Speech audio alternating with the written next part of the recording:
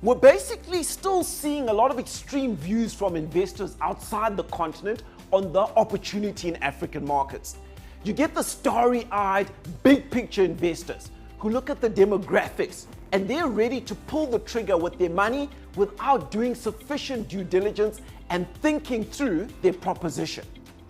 And then you get the eternal pessimists who, despite compelling and overwhelming evidence, cannot fathom the diversity and complexity of this continent, and they aren't willing to risk a single dollar in African markets.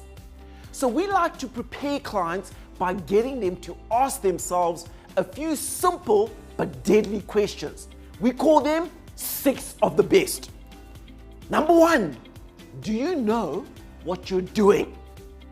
To be successful in African markets, investors need really deep insights and skills in the businesses they need to get involved in. Number 2, and the second question is linked to the first, do you have the managerial capacity to enter into these markets? Often clients want to send their B team or their C team when it comes to management when they enter African markets, and it almost always ends in tears. You need to have the capacity to send your A team, period. Number 3, do you have sufficient resources, capital, human capital? Don't underestimate the level of investment that's required to gain traction in African markets. This is a medium to long-term play, and it just takes time. Number 4, do you have patience?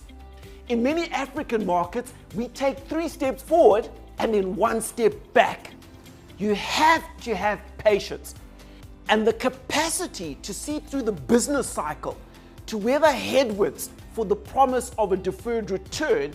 That's absolutely essential and it's required. Number 5, why did you choose African markets as opposed to other international expansion opportunities? Now, this is a reality check. It's a sanity check. It forces clients to think through the rationale and logic that they applied. It also forces them to reassess their capabilities and what differentiation they can bring to African markets and what value they can add. Number 6, what is the precise market segment that you are targeting? The most successful clients focus on very targeted market segments that can generate strong margins. Focus and clarity in terms of the commercial offering and the market segment is absolutely key. Companies that enter with a fuzzy and unclear market segment are likely to fail. That's 6 of the best. Make sure you can at least answer these questions before even thinking of entering markets in Africa.